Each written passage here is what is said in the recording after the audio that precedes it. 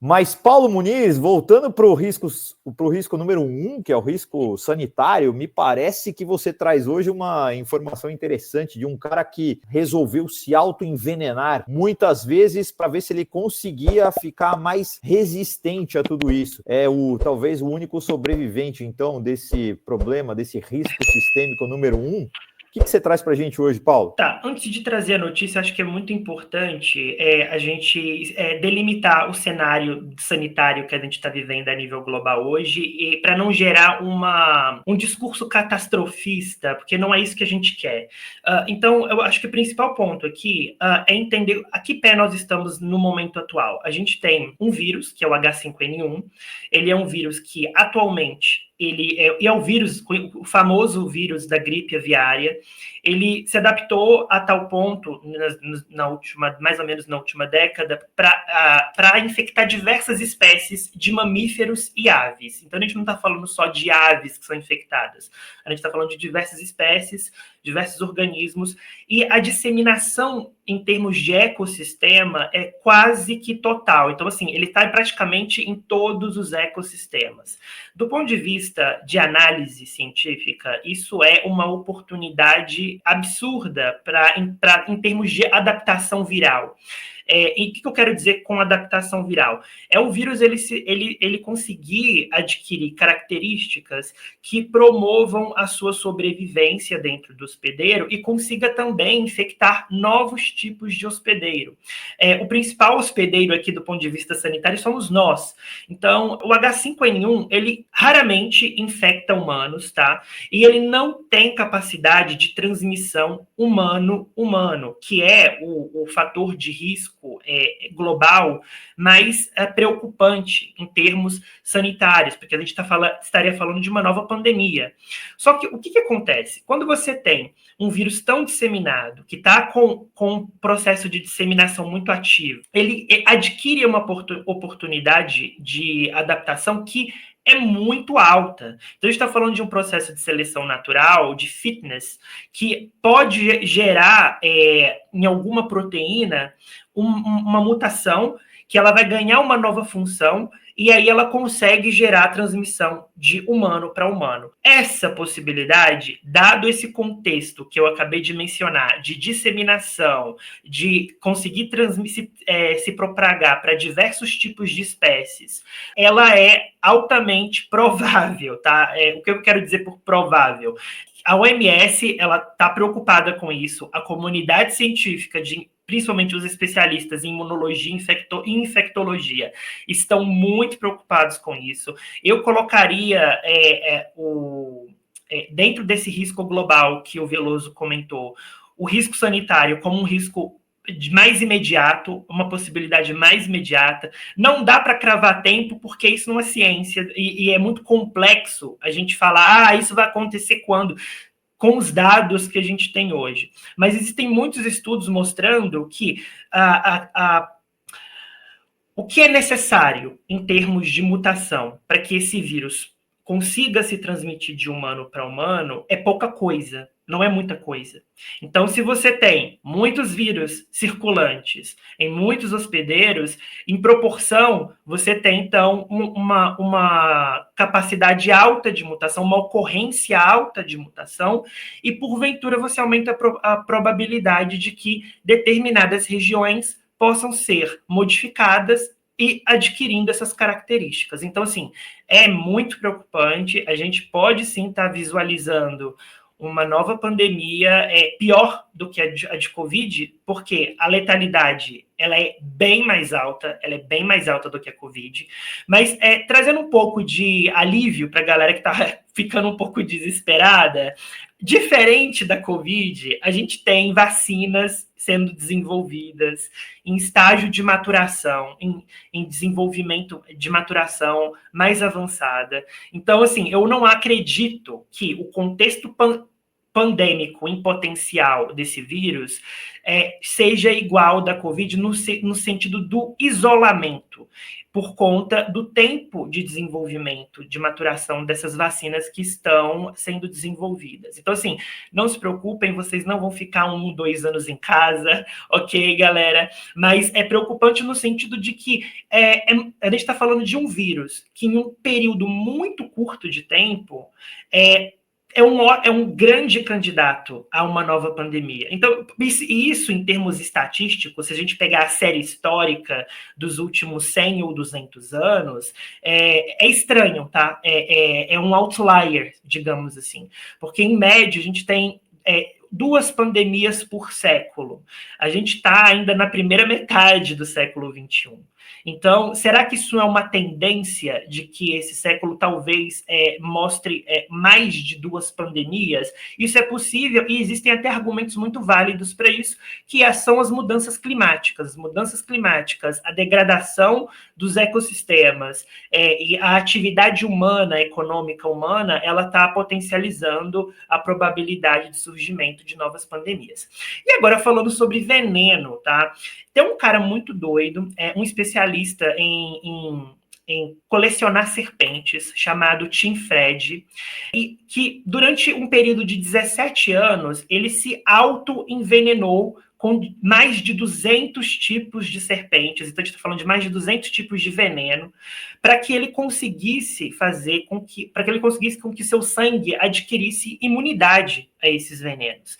Então, mais do que se auto-envenenar, ele tinha um registro muito detalhado com a periodicidade que ele se auto-inoculava com esses venenos, ou seja, é praticamente um estudo de caso que ele estava fazendo com a experiência que ele estava tendo ali com as serpentes. E o argumento dele era, olha, eu tenho um hobby perigoso, então se eu for, porventura, mordido por algumas dessas serpentes, seria bom eu ter algum tipo de mecanismo de prevenção.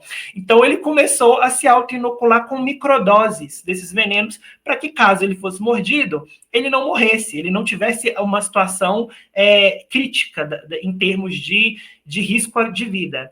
E aí, cientistas da Universidade de Colômbia, eles decidiram estudar o sangue desse cara e o perfil imunológico adquirido ao longo de todo esse tempo, para entender se esse sangue, se os anticorpos, mais especificamente desse sangue, poderiam neutralizar uma série de toxinas, porque hoje, o que a gente tem no cenário de mercado? Quando a gente quer produzir um soro antiofídico, que é um soro que combate venenos de serpente, a gente produz em cavalos. Então, a gente inocula o veneno em cavalo, depois retira o sangue, separa o plasma, e aí você tem o soro. Essa plataforma, ela tem 130 anos. Não houve inovação ao longo desses 130 anos na maneira como que você fabrica esses antivenenos.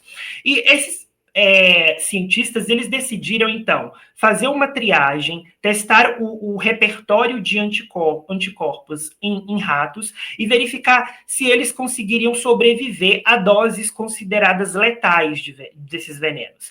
E o que eles conseguiram, então, fazer um coquetel de antiveneno que consegue neutralizar 19 tipos de venenos em um só soro. É o soro mais de maior repertório, de maior robustez em termos de aplicabilidade, e mais, ele não precisa ser produzido em cavalo, ele pode ser produzido em bioreatores com a utilização de engenharia genética, de DNA recombinante, para que você consiga, então, obter diretamente esses anticorpos, fazer com que esse coquetel ele seja produzido em escala, inclusive, isso pode ser feito em escala, e você ter mais ou menos aí uma linha de pesquisa que está querendo encontrar um soro ou um antiveneno que seja universal.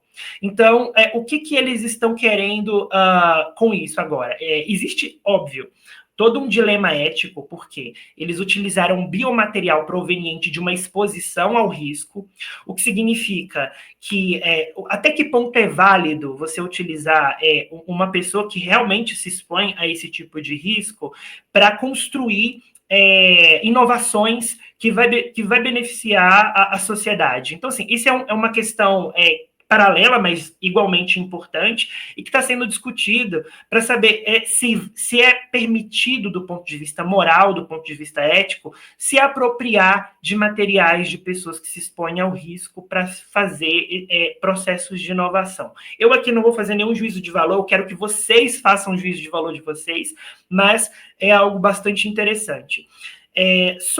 Agora, minha última notícia, para finalizar, na semana do dia 12 de maio, a gente teve vários anúncios relacionados à plataforma de edição genética CRISPR. Eu arriscaria dizer que foi a semana de maior inovação da plataforma, muitos anúncios foram feitos. Para começar, fazendo um briefing aqui, então, a proposta dessa terceira e última notícia é falar sobre o tratamento personalizado que um bebê recebeu para deficiência de uma proteína chamada CPS1, que é uma doença autossômica recessiva muito rara, que afeta o ciclo da ureia e que impede a eliminação da amônia do corpo. A taxa de letalidade, de mortalidade dessa doença, ela é extremamente alta em recém-nascidos e ela muitas vezes implica em transplantes de fígado nesses indivíduos em idades muito jovens, porque eles não conseguem eliminar essa amônia. E então, para que ocorra, inclusive, ou para que eles alcancem a idade mínima do transplante, muitas vezes eles precisam obter uma dieta muito baixa em termos de proteína, o que é extremamente problemático. Então, o que acontece? Eles conseguiram modificar o gene defeituoso responsável e o bebê, o recém-nascido, ele não só teve os seus níveis de ureias reduzidos em quase 80%, como foi promovida uma alimentação normal em termos de proteína. Ou seja, a gente poderia dizer que talvez ele está curado. Por que ainda não se fala em cura? Porque é preciso esperar um tempo mínimo para saber como que o organismo dele vai se comportar ao longo do tempo. Então, a gente está falando aí de um período de 1 a 2 anos e de principalmente acompanhamento clínico, médico, para entender se vai haver alguma alteração.